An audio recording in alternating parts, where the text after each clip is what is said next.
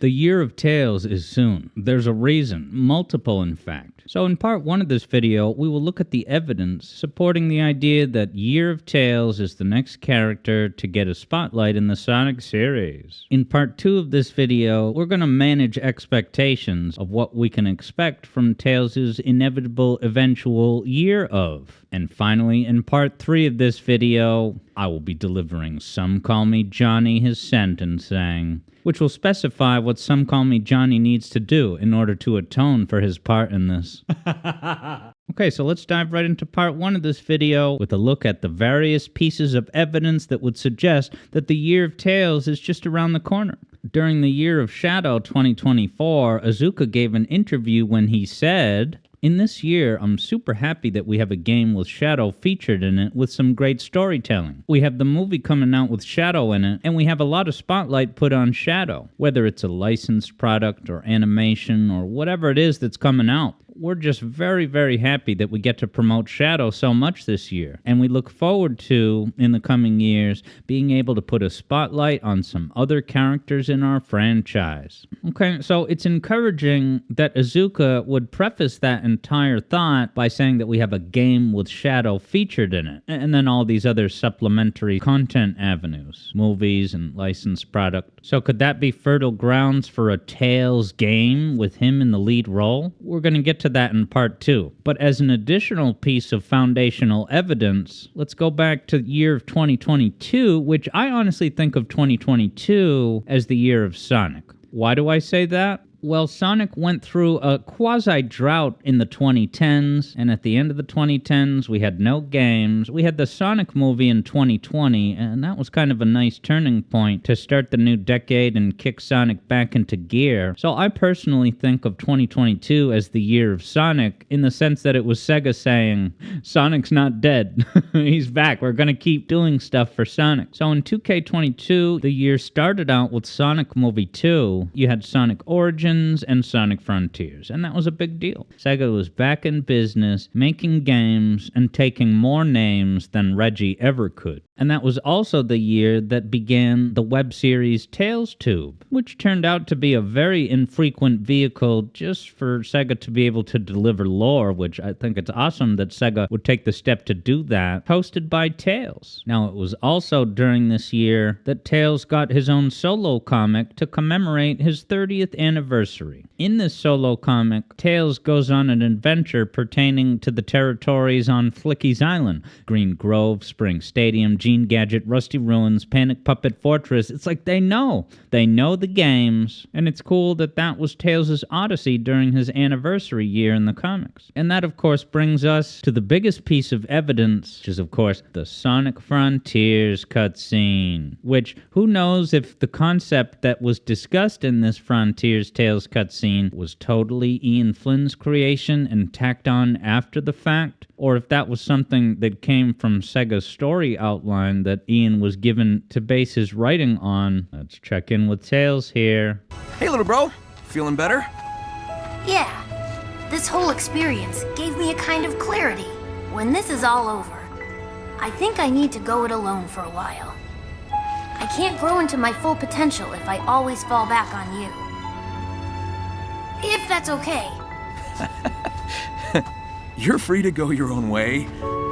I guess you just grew up on me a little faster than I expected. Okay, so although that Frontiers cutscene is sort of a redundant, Tails needs to grow up and come into his own thing, redundant from the Sonic Adventure games, Tails' comments there do seem to be like the main, most important thing that Tails says in any of these cutscenes, so it would seem that we as gamers ought to assign weight to that, and that Tails breaking away could be a thing in the near future. Okay, but as time passed, Tails' star only continued to rise further. Do you remember the wonderful April Fool's Day surprise, the murder of Sonic the Hedgehog? Tails is the main guy in that. He's your main buddy that accompanies you throughout the adventure, which, you could say that gives sidekick vibes rather than lead role. But at the very least, you can see Sega approve a Sonic experience where the focus is Tails. And also Amy, but Tails is with you for the long haul in Murder of Sonic. So Sega clearly has enough confidence to have Tails in some quasi-leading role, if not just the lead role completely.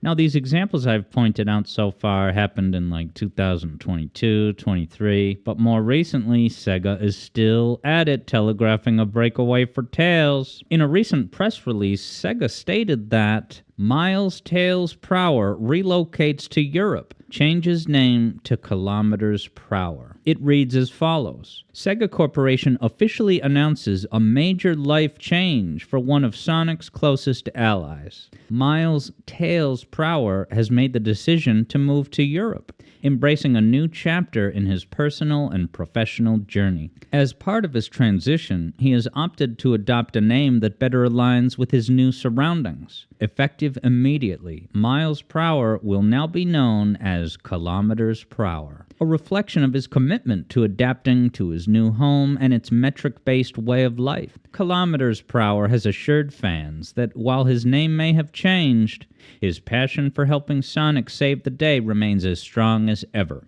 This move represents not just a change in location, but a bold step toward broadening his horizons and embracing new opportunities. Sega fully supports Kilometers Per Hour in this exciting transition and encourages fans to join us in celebrating his growth. Signed, A. Fools, CEO, Sega Corporation. So it's official. Tails is breaking away. Tails is transitioning.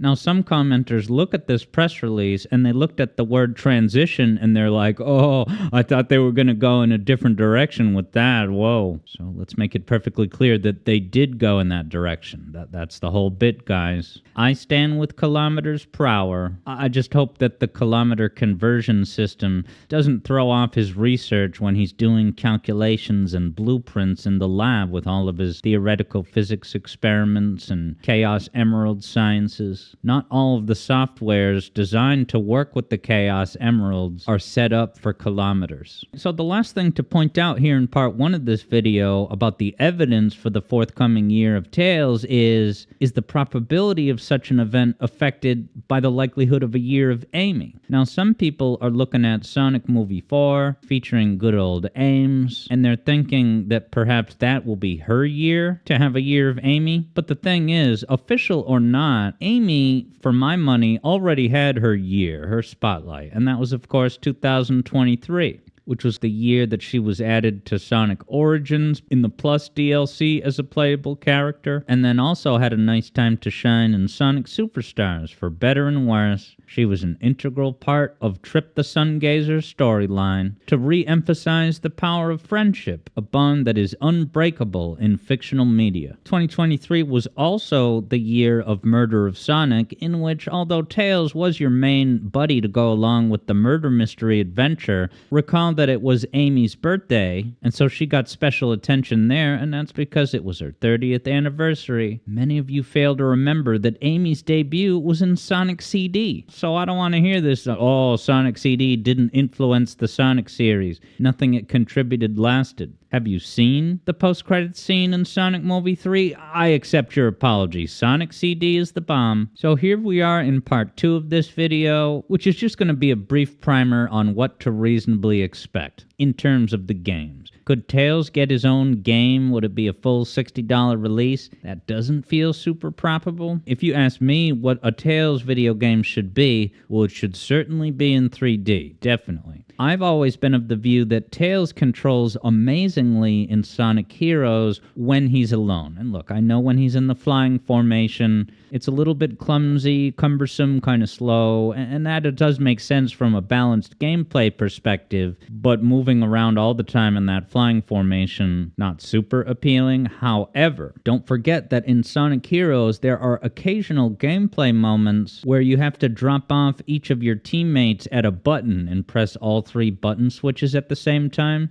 So for the final piece of that, once you drop off Sonic and then Knuckles, you're playing as Tails alone. You can jump, fly, and everything. And it feels pretty nice to control, unencumbered by the two dudes hanging off of your coattails. So I think there's real potential there, especially since, guys, doesn't it feel like in the air there's a real possibility that Sonic Heroes is going to get a remaster? Like, that's very high up on the docket for official Sega Project Sonic Team remasters. Sonic Heroes seems likely. And so you just make it Sonic Cross Tails Heroes, just like Shadow Generations. It's a remaster of Heroes, but Tails gets his own campaign. That would be a very efficient way to go about these year of this or that character promotional cycles. It doesn't necessarily have to be a whole new standalone Tales game, but it can be a Tales-focused expansion with additional levels, just like Shadow Generation. Now, the initial kernel of an idea that led to me putting this video together that you're watching now is that I was recently playing and enjoying KO Kangaroo, a feel-good, family-friendly, pick-up-and-play 3D platformer. And there's a level where you get chicken flying abilities, and it's not super deep or anything. You just have 5 flaps that you can use, and you can tap the button rapidly or space them out, but the physics and momentum by which you fly around during your brief flying spurts, it was very fun. I got into a good groove with that. I think that the main thing needed to fix Tails' flying gameplay from Sonic Heroes is just to give him a bit more weight. Make him fall like a rock so that as soon as you want to hit the ground, you can just let go of the button and just sink down.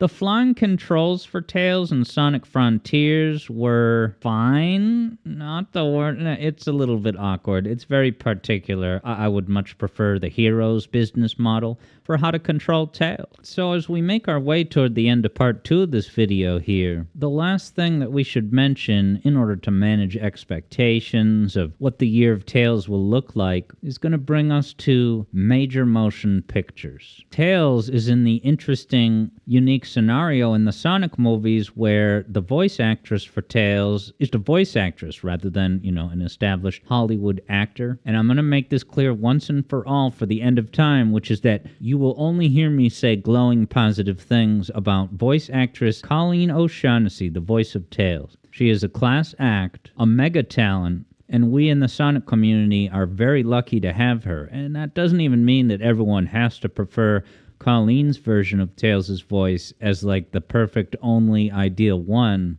It's not about that. But it is an excellent quality Tails voice, I think we can all agree. And it's bizarre and awesome the way it worked out to get Tails in the movies, because if it wasn't Colleen doing Tails, it probably would have been Rosie O'Donnell. So it's awesome to get at least one beloved main stage voice actor from the Sonic games into the films. However, this is going to bring us to Some Call Me Johnny's overreach. Shout out to Some Call Me Johnny, because managing expectations for how Tails will be handled in the movies during the year of Tails can be informed in part by how Sonic Movie 2 played out. Because when the posters for Sonic Movie 2 were first published, some were upset, even indignant, that Colleen O'Shaughnessy's name was not featured among the cast list identified on that poster. You have Idris Elba, Jim Carrey, the rest of them, but no Colleen. And so, perceiving an injustice where there wasn't one, Some Call Me Johnny swept in with the following tweet, which reads as follows. Listen, I'm hyped for this as much as the next dude, but it baffles me that Colleen O'Shaughnessy is not building this whatsoever. And I'm pretty sure Tails is going to have a much larger role than either James Marsden or Tika Sumpter. Make this right, Paramount, now. Reality check here. First of all, Tails did not have a larger role in the movie than James or Tika. But even if Tails had a bigger role and wasn't sidelined to make way for Knuckles and Rachel's wedding, even if Tails was the star of the show in that movie, that would not mean that Colleen ought to be top billed at all for that matter. So since Some Call Me Johnny is experiencing unease and displeasure about this movie poster that is very standard fare operating practice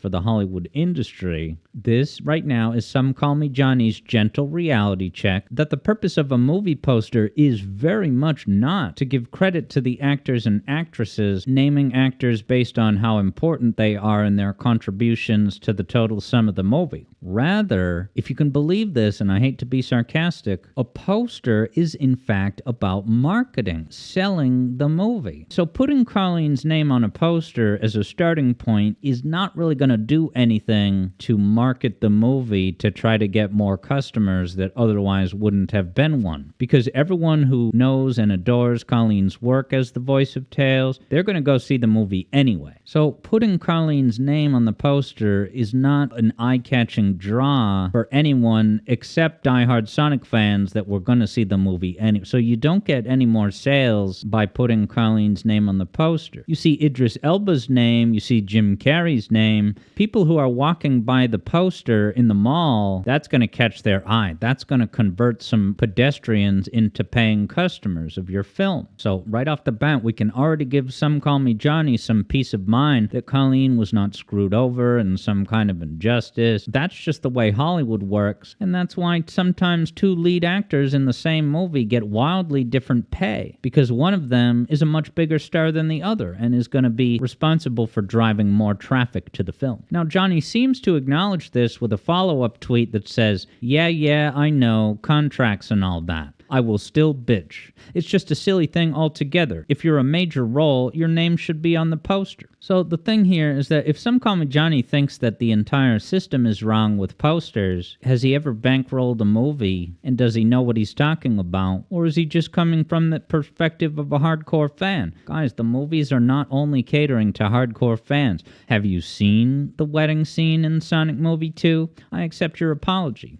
I don't think Some Call Me Johnny swept in when the first movie was getting promoted, because you look at this Sonic Movie 1 poster, the voice of Sonic, Ben Schwartz, is nowhere on the poster, and it's because he is not that much of a draw. All things being equal, Some Call Me Johnny should have voiced this concern for the first movie. But I don't think even Ben Schwartz, and certainly not me, were upset because Ben Schwartz, not like he was a nobody. He was on Parks and Rec and did an improv or two. But James Marsden and certainly Jim Carrey, that is what you want bystanders' attention to notice. Those people walking past the poster in the mall, you want to make sure that if you have a key actor like Jim Carrey that's going to bring a lot of attention to the movie, you don't want to flood the poster with like a comprehensive list of every actor in the movie. You want to make sure that those money-making brands in the form of famous actors receives all the attention and clarity as possible. So if anything, if Some Call Me Johnny wants to file a complaint, it shouldn't be with Paramount. It's a severe lack of class to berate Paramount about all this, because this is not Paramount's idea. This is the entire movie-making industry. Some Call Me Johnny should petition outside of the collective bargaining unions that are responsible in part for these contractual rules. So it's not like you're getting snubbed. Just like I didn't file a complaint when I went on the Green Hill Zone podcast, and they didn't feature the name Alex Yard in the prominent press materials for that podcast episode. And my episode of the Green Hill Zone podcast was exactly 1 week, one episode after the Geek Critiques. They featured the Geek Critique logo and branding prominently in the artwork for that episode. 1 week later, Alex Yard's episode is here, and his name nor brand is nowhere to be seen. Now, why is that? Do you think I got really upset? Of course not. I understood why my name and logo were not featured in the way the Geek Critiques was. It's because the Geek Critiques channel is 10 times the size of mine. And when they put the Geek Critique branding on the artwork for their podcast episode,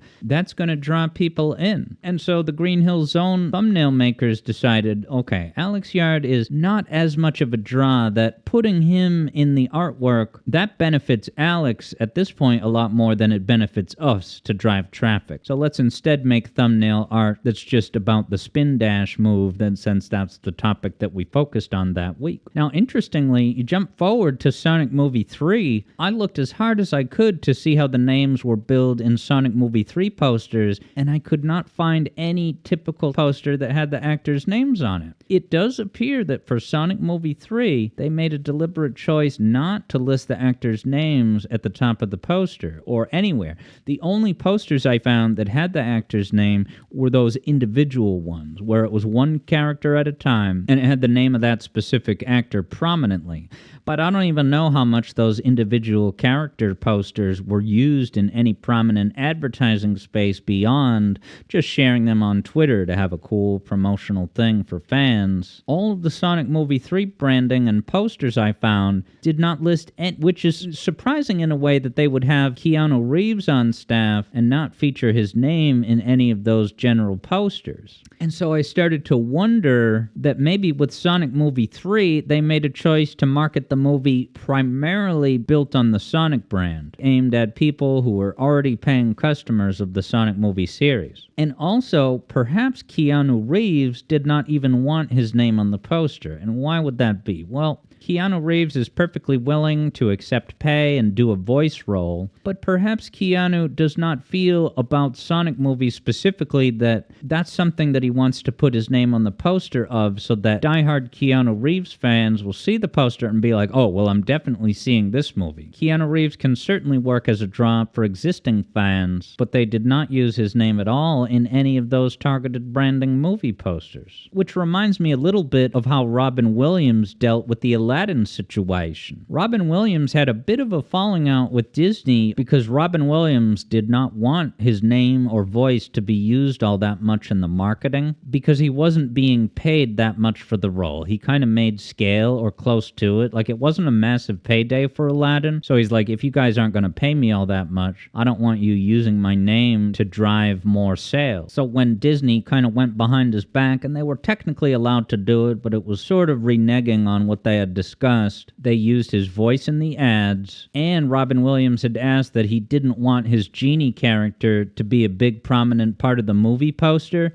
So what does Disney turn around and do? They make all the other characters in the poster smaller, so that even though Robin Williams' Genie character is only a maximum 25% of the poster as established, that they did a workaround, make the other characters miniatured. So Robin Williams was displeased about that, and that's a big reason why Robin Williams did not come back to do the voice of Genie in the second movie, The Return of Jafar. Remember straight to VHS cassette movies? That would be Dan Castellaneta, the voice of Homer Simpson. You've heard of him. Dan Castellaneta actually recorded the voice lines for the Genie also for the third film, Aladdin and the 40 Thieves, another straight-to-VHS sequel. But then Robin Williams made amends with Disney, so they re-recorded Robin Williams' lines, and they were able to put that in the movie. And they actually did prominently feature Robin Williams' name in the marketing for that.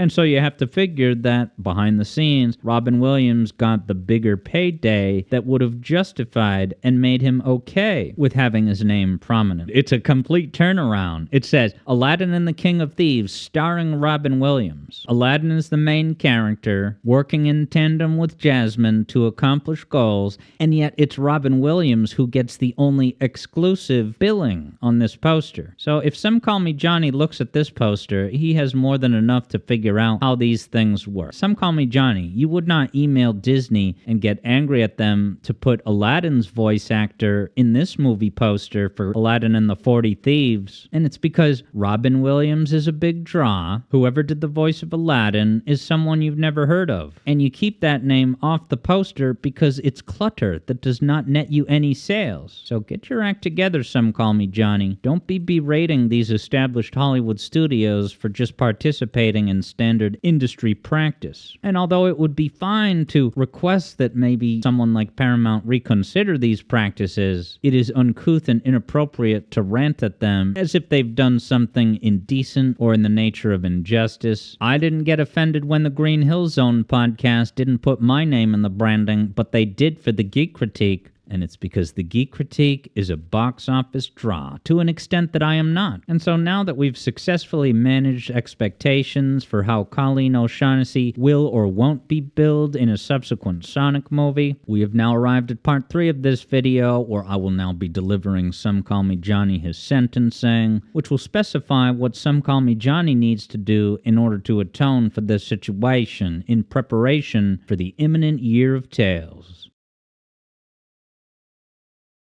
So Some Call Me Johnny, I hereby sentence you to watching the Austin McConnell YouTube video titled, Why Don't Movie Poster Names Ever Line Up? You're gonna learn a lot, Some Call Me Johnny, and it's gonna make you look at that incident with Paramount and be like, oh, that's how it works. I guess I had no idea what I was talking about, and I should think twice next time. As you'll see in this video, it has a lot of interesting trivia on the how and why these movie posters get set up in the way that the names frequently do not match with the spatial arrangement of the actors depicted in the poster. But the best way to think about it is that those names you see on the poster from left to right, it's like a sentence. Your eye is always going to go to the first name first and move to the side, and so those names are ordered in that way based on the importance, box office draw, and also the result of behind-the-scenes contract negotiations. All of this, Some Call Me Johnny, is excellent preparation for the forthcoming year of Tales, which is right around the corner, and even if it does result in a more prominent, memorable movie role for Colleen, Some Call Me Johnny should not expect necessarily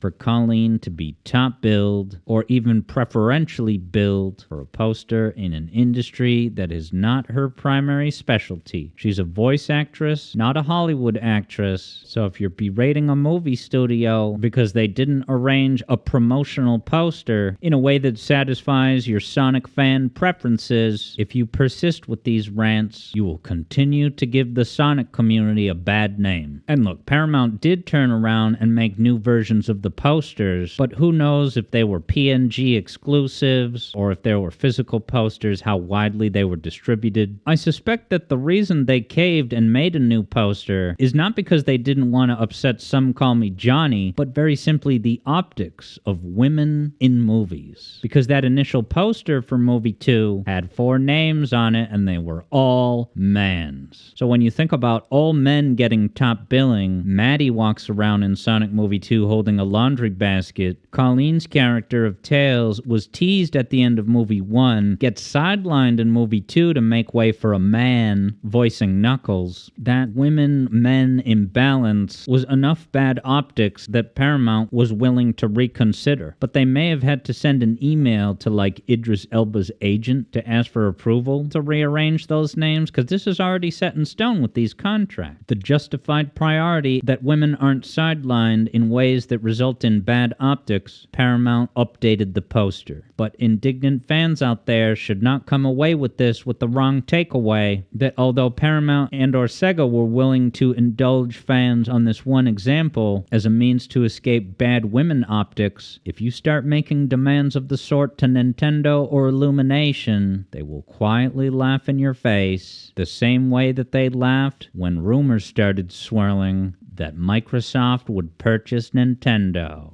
So in closing, this has been Alex Yard here at 91.6 WAYZ, the Alex Yard Zone, Internet Terrestrial Radio. Good evening, everybody. See you at Sonic Movie 4, and get ready for those posters to be published and printed with the right expectations.